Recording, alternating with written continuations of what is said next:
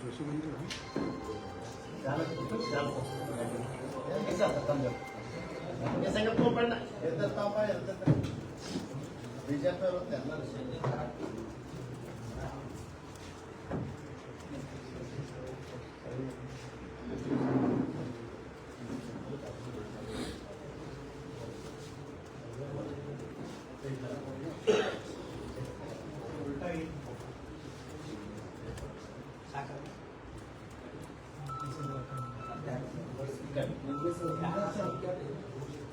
ಎಲ್ಲರೂ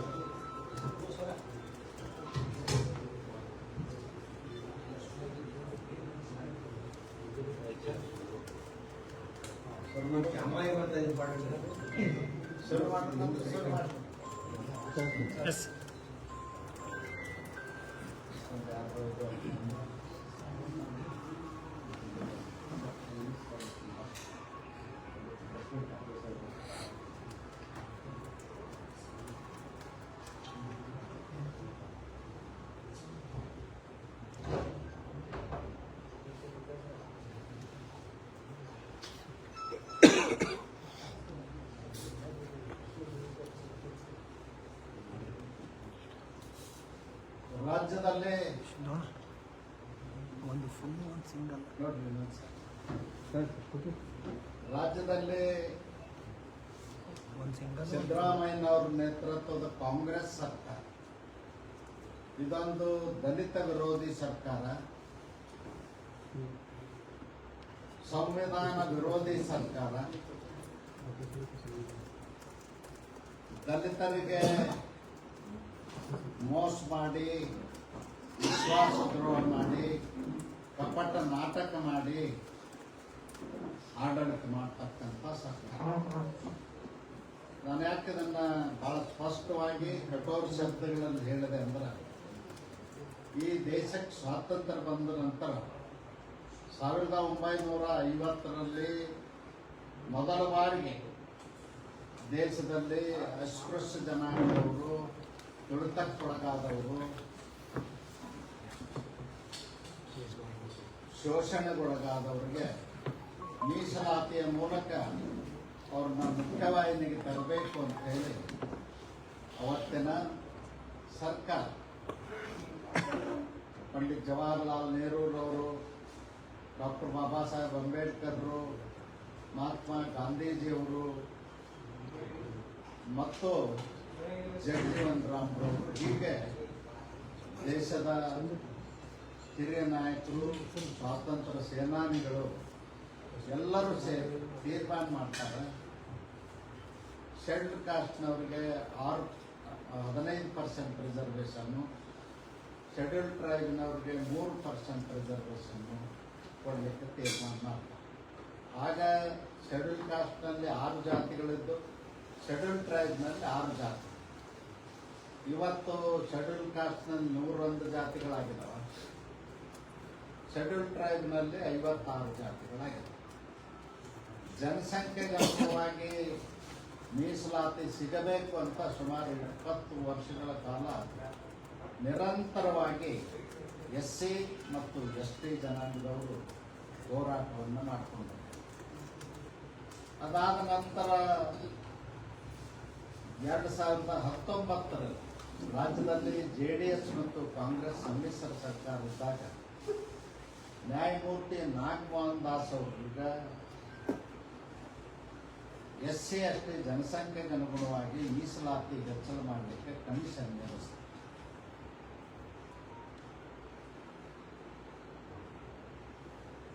ಆ commission report Bommai ಅವ್ರ ಸರ್ಕಾರ ಇದ್ದಾಗ ಬಂತು.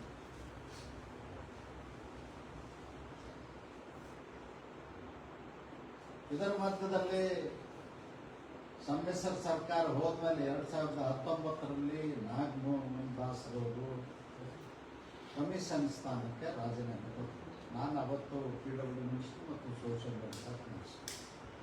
ನಾನು ಅವ್ರ ಮನೆಗೆ ಹೋಗಿ ರಿಕ್ವೆಸ್ಟ್ ಮಾಡಿದೆ, ನಿಮ್ಮಂಥ ಸಾಮಾಜಿಕ ಕಳಕಳಿ ಇರ್ತಕ್ಕಂಥ ನ್ಯಾಯಮೂರ್ತಿಗಳೇ ಮಾಡಬೇಕಾದಂಥ ಕೆಲಸ ಇದೆ, ದಯವಿಟ್ಟು ಒಪ್ಕೊಂಡು ಮುಂದುವರಿಬೇಕು ಮತ್ತು ಆದೇಶವನ್ನು ಕೊಟ್ಟರು.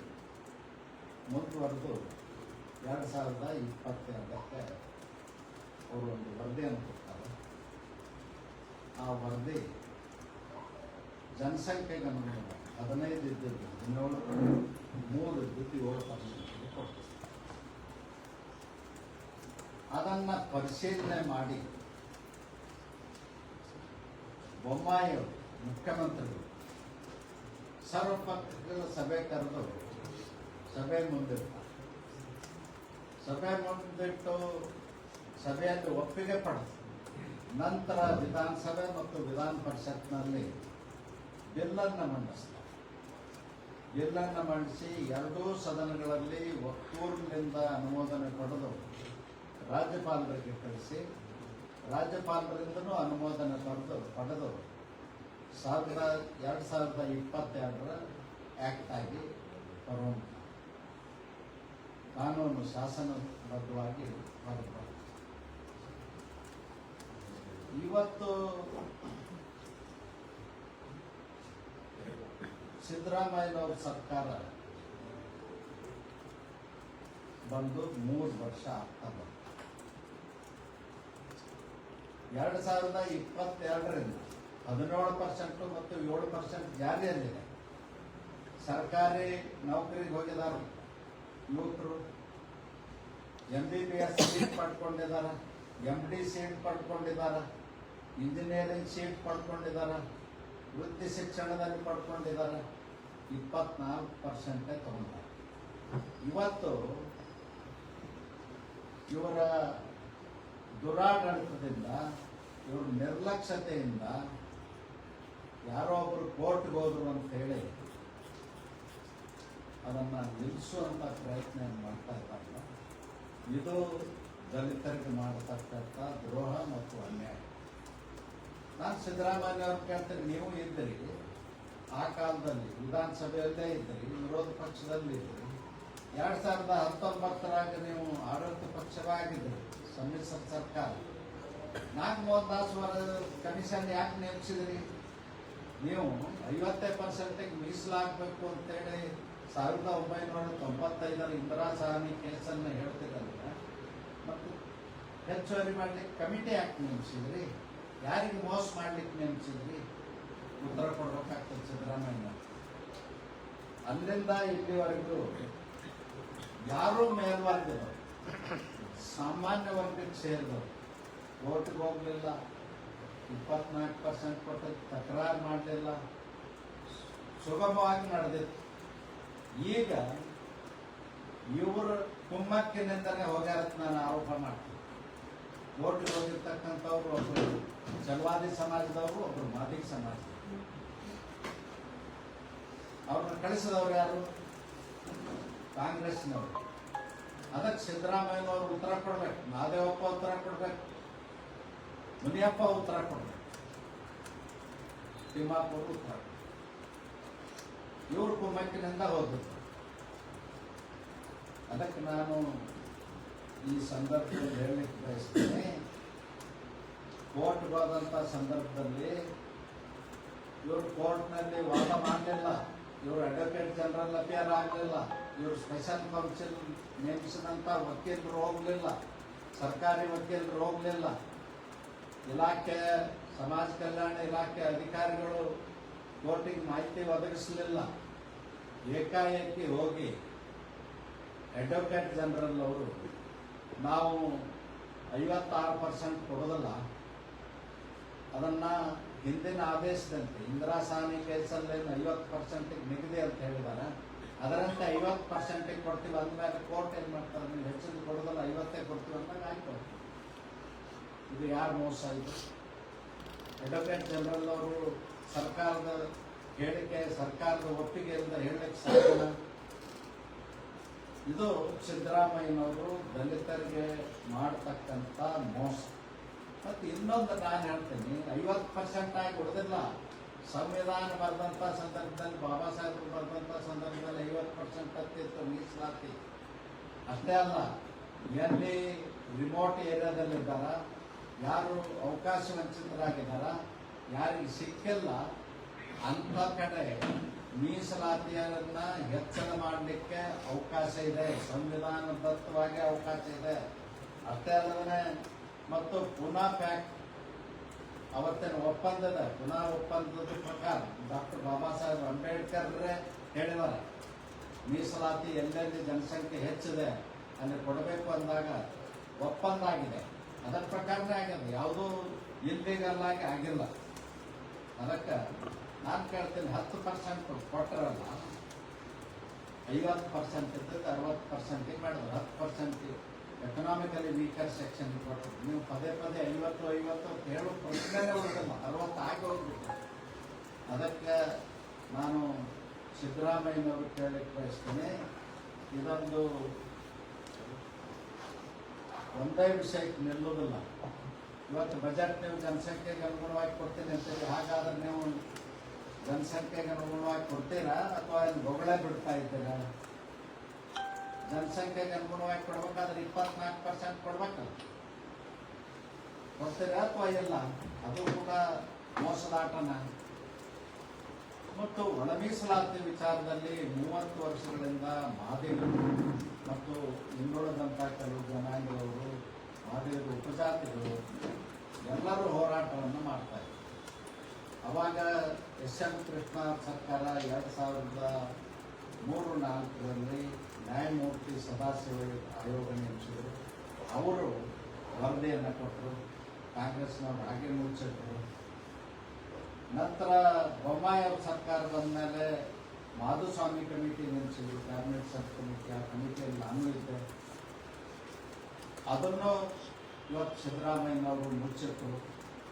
ಸಿದ್ದರಾಮಯ್ಯನವರೇ ನೇಮಕ ಮಾಡಿದಂಥ ನ್ಯಾಯಮೂರ್ತಿ ನಾಗಮೋಹನ್ ದಾಸ್ ಅವರು ವರದಿನೂ ಮುಚ್ಚಿಟ್ಟು ಮಹಾದೇವಪ್ಪ, ಮುನಿಯಪ್ಪ, ಪರಮೇಶ್ವರ್, ತಿಮ್ಮಾಪುರ್, ಖರ್ಗೆ ಈ 5 ಜನ ಸೇರಿ ಕಾಜಿ ನ್ಯಾಯ ಮಾಡಿದ್ರು. ಕಾಜಿ ನ್ಯಾಯ ಅಂದ್ರೇನು? 4 ಮಂದಿಯ ಹಂಚ್ಕೊಂಡು ಬಿಡೋಣ. ಯಾರು ಶೋಷಿತರಿದ್ದಾರೆ, ಯಾರು ಅನಿವಾರ್ಯಗಳಿದ್ದಾರೆ, ಯಾರು ಇವತ್ತಿಗೂ ಭಿಕ್ಷ ಬೇಡ್ತಾ ಇದ್ದಾರೆ, ಯಾರು ಸ್ಕ್ಯಾವೆಂಜರ್ ಇದ್ದಾರೆ, ಕಕ್ಕಸ್ ತೊಳಿತಾ ಇದ್ದಾರೆ, ಮಲಮೂತ್ರ ತೊಳಿತಾ ಇದ್ದಾರೆ, ಅಂಥವ್ರ ಮಕ್ಕಳ ಬಗ್ಗೆ ವಿಚಾರ ಮಾಡಲಿಲ್ಲ. ಇವರು ತಾವೇ ಹಂಚ್ಕೊಳ್ಳೋದ್ರ ಬಗ್ಗೆ ವಿಚಾರ ಮಾಡಿ ಅದನ್ನು 3 ಗುಂಪು ಮಾಡಿದ್ರು. ನಾಗಮೋಹನ್ ದಾಸ್ 5 ಗುಂಪು ಮಾಡಿದ್ರು. ನಮ್ಮ ಸರ್ಕಾರದಾಗ ಮಾಧುಸ್ವಾಮಿ ಅವರು 4 ಗುಂಪು ಮಾಡಿತ್ತು. ಮತ್ತು ಸದಾಶಿವಯ್ಯನವ್ರ ಕಮಿಟಿಯಲ್ಲೂ ಕೂಡ 4 ಗುಂಪುಗಳನ್ನು ಮಾಡಿದ್ರು. ಅದೆಲ್ಲವನ್ನು ಬಿಟ್ಟು ಇವತ್ತು ತಮ್ಮ ಮನಸ್ಸೋ ಇಚ್ಛೆ, ತಮ್ಮ ಪಿತ್ರಾರ್ಜಿತ ಆಸ್ತಿ ಅನ್ನೋ ಥರ ಈ 5 ಮಂದಿ ಕೂಡಿ ಸಮಾಜಕ್ಕೆ, ದಲಿತರಿಗೆ ದ್ರೋಹ ಮಾಡ್ತಾರೆ. ಇವರು ಮಂತ್ರಿಯಾಗಿ ಮುಂದುವರಿದಕ್ಕೆ ಅರ್ಹತೆಯನ್ನು ಕಳ್ಕೊಂಡಿದ್ದಾರೆ. ಡಾಕ್ಟರ್ ಬಾಬಾ ಸಾಹೇಬ್ ಅಂಬೇಡ್ಕರ್ ಹೆಸರು ಮಾತಾಡ್ತಿದ್ರೆ ದಿನ ಹೇಳ್ತೀರಿ, ಮಹಾದೇವಪ್ಪನವ್ರೆ, ಮುನಿಯಪ್ಪನವ್ರೆ, ಖರ್ಗೆ ಅವ್ರೆ, ತಿಮ್ಮಾಪುರ್ ಅವ್ರೆ, ಏನು ಮಾಡ್ತಾ ಇದ್ದೀರಿ? ಬಾಬಾ ಸಾಹೇಬ್ ಅಂಬೇಡ್ಕರ್ ಹೆಸರು ಹೇಳಿ ದಲಿತರಿಗೆ ಮೋಸ ಮಾಡೋದು ಬಿಟ್ಟರೆ ಬೇರೆ ಕೆಲಸ ನೀವು ಮಾಡಿಲ್ಲ.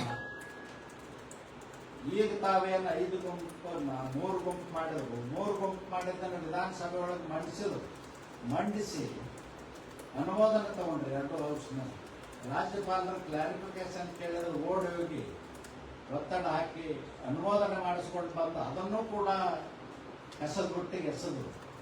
ಮನಸ್ಸೋ ಇಚ್ಛೆ ಮತ್ತೆ 15% 3% ಮಾಡ್ತೀವಿ ಅನ್ನುವಂಥ ನಿರ್ಣಯ ಏನು ಮಾಡಿದ್ವಿ. ಇದನ್ನು ನಾವು ಖಂಡಿಸ್ತೀವಿ. ಯಾವ ಆಧಾರದ ಮೇಲೆ ಮಾಡ್ತೇವೆ? 15-3 ಮತ್ತು ಅದೆಲ್ಲ ಮಾಡೋದಿದ್ದರೆ 3 ಕಮಿಷನ್ಗಳ ಯಾಕೆ ನೇಮಿಸಿದ್ರಿ? ವಿಧಾನಸಭೆ ಬಿಲ್ ಯಾಕೆ ಮಂಡಿಸಿದ್ರಿ? ಮತ್ತು ನಿಮ್ಮ ಮೇಲೆ ನೀವೇ ಕಲ್ಪಿಸ್ಕೊಂಡ್ರೆ ನಾವು ನುಡಿದಂತ ನಡೆದಿದ್ದೇವೆ ಅಂತ ಪ್ರಣಾಳಿಕೆ ಒಳಗೆ ಹೇಳಿದ್ರಿ, ಮಾಡಲಿಲ್ಲ. ಇವತ್ತು ಮೀಸಲಾತಿ ಅಂತಕ್ಕಂಥದ್ದು ಇವರು ಕೈಯೊಳಗೆ ಸಿಕ್ಕು ಹಾಗಾಗಿ ಬಾಬಾ ಸಾಹೇಬರಿದ್ದರೆ ಆತ್ಮಹತ್ಯೆ ಮಾಡ್ಕೊಳ್ತಿದ್ದಾರೆ ಇವರು ಮಾಡೋ ಆಟಕ್ಕೆ. ಮತ್ತು ಸಿದ್ದರಾಮಯ್ಯನವರು ಪದೇ ಹೇಳ್ತಾ ಇದ್ದಾರೆ, ನಾನು ಜನಸಂಖ್ಯೆಗೆ ಅನುಗುಣವಾಗಿ ಅನುದಾನ ಕೊಡಲಿಕ್ಕೆ ಕಾನೂನು ಮಾಡಿದೆ ಅಂತ. ಕಾನೂನು ಮಾಡಿ ಮೋಸ ಮಾಡುವಂಥ ಕೆಲಸ. 39,000 ಈ 2.5-3 ವರ್ಷನಾಗ ಬೇರೆ ಉದ್ದೇಶಕ್ಕೆ ಬಳಸ್ಕೊಂಡು ನಿಮ್ಮ ಪ್ರಣಾಳಿಕೆ ಒಳಗೆ ಹೇಳಿದರೆ ನಾವು SCP-TSP ಹಣವನ್ನು ಗ್ಯಾರಂಟಿಗಳಿಗೆ ವೋಟ್ ಬ್ಯಾಂಕ್ ರಾಜಕಾರಣಕ್ಕೆ ಬಳಕೆ ಮಾಡ್ತೀವಿ ಅಂತ ಹೇಳಿದರೆ, ಹಾಗಿದ್ರೆ ಕೊಡಿ ಸ್ಟೇಟ್ಮೆಂಟ್, ನಿಮ್ಮ ಪ್ರಣಾಳಿಕೆ ಬಿಡುಗಡೆ ಮಾಡಿ. ಇದನ್ನು ನಾವು ಹೇಳಲಿಕ್ಕೆ ಬಯಸ್ತೀವಿ. ಮತ್ತು ನುಡಿದಂತೆ ನಡೆದೇವೆ ಅಂತ ಪ್ರಣಾಳಿಕೆ ಒಳಗೆ ಹೇಳಿದ್ರೆ ಒಳ ಮೀಸಲಾತಿ ತರ್ತೀವಿ ಅಂತ ಹೇಳಿದ್ರಿ. ಎಲ್ಲ ಮೀಸಲಾತಿ ವ್ಯವಸ್ಥೆಯನ್ನು ಜಾರಿ ಮಾಡ್ತೀವಿ ಅಂದ್ರೆ ಯಾವುದೂ ಮಾಡಲಿಲ್ಲ. ಇದು ನಡೆದದ್ದಲ್ಲ. ನಡೆಗೆ ಮತ್ತು ನುಡಿಗೆ ವ್ಯತ್ಯಾಸ ಇರುವಂಥ ಸರ್ಕಾರ. ಅದಕ್ಕೆ ನಾನು ಈ ಸಂದರ್ಭದಲ್ಲಿ ಸಿದ್ದರಾಮಯ್ಯನವ್ರಿಗೆ ಒತ್ತಾಯ ಮಾಡಿ, ನೀವು ಕೂಡಲೇ ಒಂದು ಸರ್ವಪಕ್ಷದ ಸಭೆ ಕರೆದು ವಿಷಯ ಸಂಪೂರ್ಣವಾಗಿ ಚರ್ಚೆ ಮಾಡಿ ಮುಂದುವರಿ. ಇರದಿದ್ದರೆ ನಿಮ್ಮನ್ನು ರಸ್ತೆ ಮೇಲೆ ಓಡಾಡಲಿಕ್ಕೂ ಜನ ಬಿಡುವುದಿಲ್ಲ. ಇವತ್ತು SC/ST ಜನ ರೊಚ್ಚಿಗೆದ್ದಿದ್ದಾರೆ. 17 ಇದ್ದದ್ದನ್ನು 15ಕ್ಕೆ ತಂದು, 7 ಇದ್ದದ್ದನ್ನು 3ಕ್ಕೆ ತಂದು ಅನ್ಯಾಯ ಮಾಡಿದಿರಿ. ಒಳ ಮೀಸಲಾತಿಯಲ್ಲೂ ಅನ್ಯಾಯ ಮಾಡಿದಿರಿ. ನೀವು ಯಾಕೆ ಈ ಡೊಂಬರಾಟ ಮಾಡ್ತಾ ಇದ್ದೀರಂದ್ರೆ, ಈ ಕುಂಟ ನೆಪ ಹೇಳ್ತಾ ಇದ್ದೀರಂದ್ರೆ, ನಿಮ್ಮ ಬೊಕ್ಕಸ ಬರಿದಾಗಿದೆ, ಹಣ ಇಲ್ಲ, ನೇಮಕಾತಿ ಮಾಡಿಕೊಂಡ್ರೆ ದುಡ್ಡು ಕೊಡೋಕ್ಕಾಗೋದಿಲ್ಲ. 2,85,000 ಹುದ್ದೆಗಳ ಖಾಲಿ ಇದ್ದಾವೆ. ಅವನ್ನ ನೇಮಕಾತಿ ಮಾಡ್ಕೊಳ್ಳಿಕ್ಕೆ ನಿಮ್ಮ ಬೊಕ್ಕಸ ಖಾಲಿ ಆಗಿದೆ. ಆರ್ಥಿಕವಾಗಿ ದಿವಾಳಿಯಾಗಿ ಅದನ್ನು ಹೇಳೋದ್ರ ಬದಲಾಗಿ ಗೊಂದಲ ಮಾಡಿ ಕೋರ್ಟಿಗೆ ಯಾರನ್ನೋ ಕಳಿಸಿ, ನೀವೇ ಕಳಿಸುವಂಥ ಕೆಲಸ ಮಾಡಿ ಕೋರ್ಟಿಗೆ ಕಳಿಸಿ, ಕೋರ್ಟಲ್ಲಿ ಪೆಂಡಿಂಗ್ ಇದೆ ಹೇಳುವಂಥ ಮೋಸದ ಆಟ ಮಾಡ್ತಾ ಇದ್ದೀವಿ. ಅದಕ್ಕೆ ನಾನು ಈ ಸಂದರ್ಭದಲ್ಲಿ ಇನ್ನೊಂದು ವಿಷಯ ಚರ್ಚೆ ಆಗ್ತದೆ. ಈ ರಾಜ್ಯದಲ್ಲಿ ದೇವರಾಜ ಅರಸು ಕಾಲದಿಂದನೂ OBC ಅವರಿಗೆ ಸ್ಥಳೀಯ ಸಂಸ್ಥೆಗಳಲ್ಲೂ ಕೂಡ ಚುನಾವಣೆಗಳಿಗೆ ಅವಕಾಶ ಮಾಡಿಕೊಟ್ಟಾರೆ ಮೀಸಲಾತಿ. ಅದೇ ರೀತಿ ರಾಜ್ಯದಲ್ಲಿ SC ಜನಾಂಗಕ್ಕೂ ಕೂಡ ST ಜನಾಂಗಕ್ಕೂ ಕೂಡ ಮಾಡಲಿಕ್ಕೆ ರಾಜ್ಯ ಸರ್ಕಾರಕ್ಕೆ ಅಧಿಕಾರ ಇದೆ. ಈ ಸ್ಥಳೀಯ ಸಂಸ್ಥೆಗಳಲ್ಲೂ ಕೂಡ SC/ST ಮೀಸಲಾತಿ ಜಾರಿಗೊಳಿಸಬೇಕು ಅಂತ ಒತ್ತಾಯ ಮಾಡಬೇಕು. ನೀವು ಇದನ್ನು ಮಾಡದೆ ಹೋದರೆ ನಾವು ಈ ಸರ್ಕಾರವನ್ನು ಮುಂದುವರಿಯಲಿಕ್ಕೆ ಬಿಡುವುದಿಲ್ಲ. ಅದರ ವಿರುದ್ಧ ಹೋರಾಟ ಮತ್ತು ಪ್ರತಿ ಜಿಲ್ಲೆ ತಾಲೂಕುಗಳಲ್ಲಿ SC/ST ಜಂಟಿಯಾಗಿ ಈ ಸರ್ಕಾರದ ವಿರುದ್ಧ ಪ್ರತಿಭಟನೆ ಮತ್ತು ಹೋರಾಟವನ್ನು ಮಾಡ್ತೀವಿ. 56,000 ಹುದ್ದೆಗಳನ್ನ 30 ದಿನದೊಳಗೆ ನೇಮಕಾತಿ ಪ್ರಕ್ರಿಯೆ ಪ್ರಾರಂಭ ಮಾಡ್ತೀವಲ್ಲ. 56,000 ಅಲ್ಲ, 2,85,000. ಕನಿಷ್ಠ 1.5 ಲಕ್ಷ ಆದರೂ ಯುವಕರು ಖಾಲಿಯಾಗಿದ್ದಾರೆ, ಯುವಕರು ಹತಾಶರಾಗಿದ್ದಾರೆ, ನಿರಾಶರಾಗಿದ್ದಾರೆ. ವಯಸ್ಸು ಮೀರ್ತಾ ಇದೆ. ನೇಮಕಾತಿ ಪ್ರಕ್ರಿಯೆಗೆ ಚಾಲನೆ ಕೊಡಬೇಕು. 1.5 ಲಕ್ಷ ಆದ್ರೂ ಕೊಡಬೇಕು ಅಂತೇಳಿ ನಾನು ಒತ್ತಾಯ ಮಾಡ್ತೇನೆ. ಇದನ್ನು ಮಾಡದೆ ಹೋದರೆ ನೀವು ಹೈಕೋರ್ಟ್ನವರು ಮಧ್ಯಂತರ ಆರ್ಡರ್ ಮಾಡಿದ್ದಾರೆ. ಮಧ್ಯಂತರ ಆರ್ಡರ್ ಅದು ಪಾರ್ಸಲಿ ಆರ್ಡರ್ ಅದ, ಪೂರ್ಣ ಇಲ್ಲ. ಪಾರ್ಸಲಿ ಆರ್ಡರ್ ಅಂದರೆ ನೀವು ಏನು ನೇಮಕಾತಿ ನೋಟಿಫಿಕೇಶನ್ ಮಾಡಿರಿ, ಪ್ರಕ್ರಿಯೆ ಮುಂದುವರಿಸ್ರಿ. ಆದರೆ ಕೋರ್ಟ್ ನಿರ್ಣಯ ಹೇಳುವವರೆಗೂ ನೀವು ಆದೇಶಗಳನ್ನು ಕೊಡಬೇಡಿ. ನೇಮಕಾತಿ ಆದೇಶಗಳನ್ನು ಅಭ್ಯರ್ಥಿಗಳಿಗೆ ಕೊಡಬೇಡಿ ಅಂತ ಮಾತ್ರ ಇದೆ. ಅದನ್ನು ಇವರು ತಪ್ಪಾಗಿ ಅರ್ಥ ಮಾಡಿಸಿ ಜನರಿಗೆ ಮೋಸ ಮಾಡ್ತಕ್ಕಂಥ ಕೆಲಸವನ್ನು ಮಾಡ್ತಾ ಇದ್ದಾರೆ. ಇದನ್ನು ನಾನು ಖಂಡಿಸ್ತೀನಿ.